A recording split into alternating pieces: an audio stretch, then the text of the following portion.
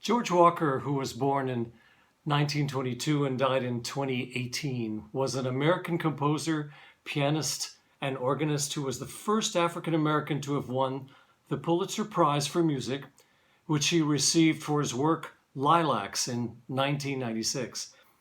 He graduated from the Curtis Institute of Music in Philadelphia with artist diplomas in piano and composition in 1945, becoming one of the first Black graduates of that famous music school. Over the course of the next 5 decades, he balanced a career as a concert pianist, teacher, and composer. And we're going to begin our February Masterworks program with his most performed work, Lyric for Strings, which he wrote in 1946.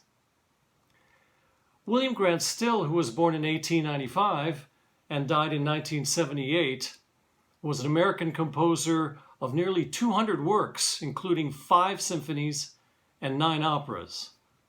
Often referred to as the Dean of Afro-American Composers, Still was the first African American to conduct a major symphony orchestra, the first to have a symphony, his first symphony, performed by a major orchestra, the first to have an opera performed by a major opera company, the New York City Opera, and the first to have an opera performed on national television.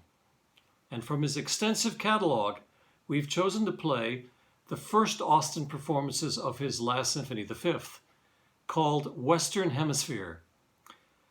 Still's wife, Verna Arvey, speaking for him, gave some descriptive titles to the symphony's 4 movements. The first movement, she says, describes the vigorous life-sustaining forces of the hemisphere. The second, the natural beauties of the hemisphere. The third movement is about the nervous energy of the hemisphere. And the fourth movement is the overshadowing spirit of kindness and justice in the hemisphere.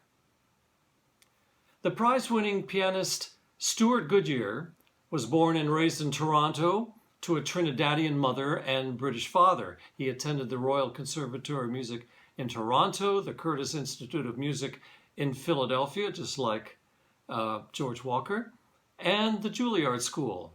He has performed with all of the major US and European orchestras. In his free time, he also composes and has a number of terrific recordings on the market. And he's going to conclude February's concert with the ever-popular First Piano Concerto of Tchaikovsky. Should be a great night of music and music making, and we look forward to seeing you there. Thank you.